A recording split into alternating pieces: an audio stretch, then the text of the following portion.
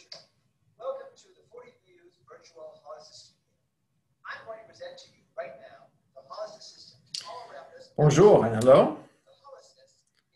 Thank you for coming to our presentation. What you're seeing here is a virtual twin recording I made of myself in volumetric video. Let me turn down the volume a bit so we can not be disturbed by that sound. I made this recording recently in our studio in France, and I'm presenting, in this case, our main product, the holosis. Let me show it to you a little bit differently to give you a feel for the 3D. Here's a view of that as a shaded bunch of geometries. Here's the same sequence with a normal map idea. Here it is as a wireframe. And let me bring this back to an unlit mode and see if we can capture the gaze.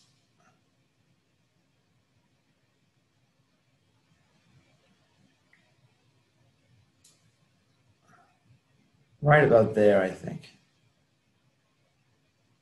In this recording, I have used multiple spots in the studio. And so the gaze does move around to a variety of points in the space in case there are multiple audience members. But you can see we are able to capture gaze with a virtual twin or a digital representation of myself in volumetric and be able to use that in a digital experience. Okay. Let me change to a more classic mode of presentation. So my name is Richard Broadbridge, and I'm with 40 Views in France. And today I'm going to present to you about representing people in VR. For us, the answer to this question is quite simple. The answer is you should use volumetric. Volumetric video as a way of capturing people and bringing them as they are into VR, AR, and other digital experiences. To give you a bit of background, 40 Views is an independent startup created in France's Silicon Valley, in Grenoble. And we provide the holosis, which is a volumetric capture system, to studios wishing to do this kind of work. Secondarily, we also provide capture services to content creators using our own holosis studio. And the reason we do this is because VR and AR environments are fundamentally empty of people that we care about. We've experienced the power, and I've seen it myself. Early on, I saw it myself in an experience in a cave. The real power of having an actual person, a person you know, in front of you as a digital representation of themselves in some kind of interactive content.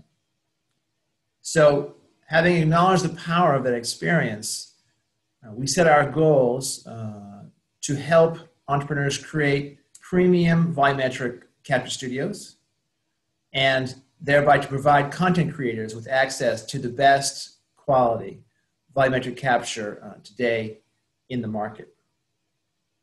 For those of you who haven't had the opportunity yet, a studio in volumetric often looks like this.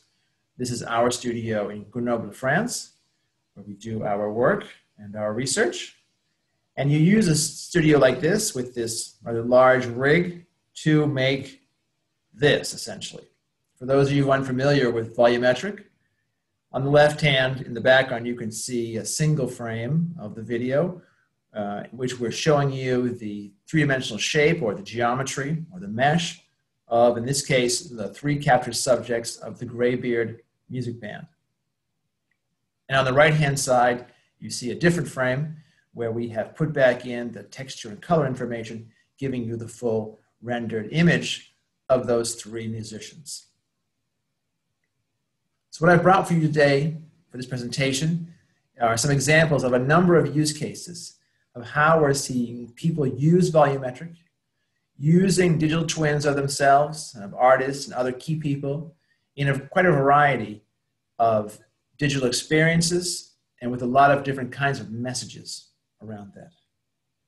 So to stay in the music industry, these are some examples from Asia that I chose. They're all music videos.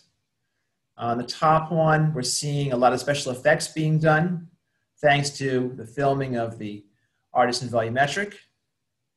On the right-hand side, you're seeing the use of a digital copy or twin of the artist being used in numerous places in the same scene, creating an action that unfolds in parallel on sort of a carousel-like structure.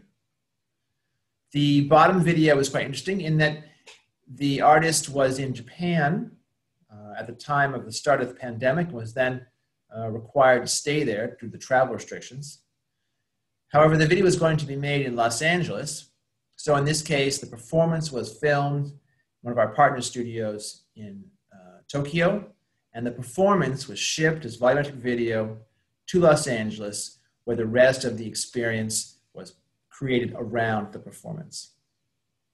With these videos, we're seeing pretty good results. They're quite successful. We've seen a lot of cases of 10x improvement of both viewership and interaction in social medias. This is an example I've spoken about previously. I won't go over it in great detail. This is the 360 film called 7 Miracles done by HTC. For those of you who haven't had a chance to see it, I still recommend it because the film is shot in 360, so it's a 3DOF experience. But the miracle moments were done in volumetric. And so you're allowed to transition from 3DOF to 6DOF in the film to experience these miracle moments. And it really is a powerful storytelling moment.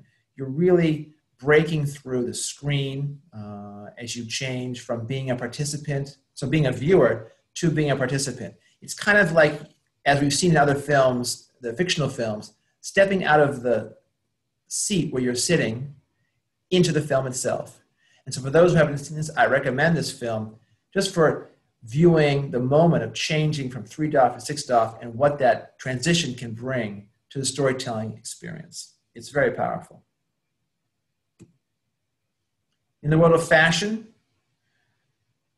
before the pandemic, and certainly more in the past year or so, we've seen volumetric and digital twins of people, of models, and of fashion, and of designs being used to deliver the design and the creativity through VR and AR experiences. This allows people to really take all the creativity and the emotion in designs and transport them into the worlds of the audience members. As you can see here in a number of different settings, a VR setting, an AR app, and so forth. So really we're able to transcend the travel barrier and deliver things directly into the environment of the audience member so they can really experience what has been created by the fashion designer. In the world of culture and education, there have been numerous projects that we've seen taking place around the world. One of our favorites is the one on the right. This is the Stereopsia Institute, where we're capturing the art of glass making. What you're seeing there is a simple AR demo done in the office, but the character, the artist, the artisan working there, is working on a small black stick, it looks like. It's a piece of glass. And he's heating up the middle, the white spot in the center, and that's the shape that he'll be transforming into the desired final glass product. Staying in this culture and education area, another example of the Stereopsia is on the right as well. You see someone working on building a stained glass window. And so through this technique, we're able to capture the work of artisans from the past and today and transmit this to new generations in the future. Another excellent example of this is the top left, where the ITRI in Taiwan has made a very interesting piece about a similar piece in that it focuses on the art of sword making, traditional sword making. So through a presential experience, the audience members are able to be present and experience the craftsman, the forge, the tools, and all of it goes into making a historical sword.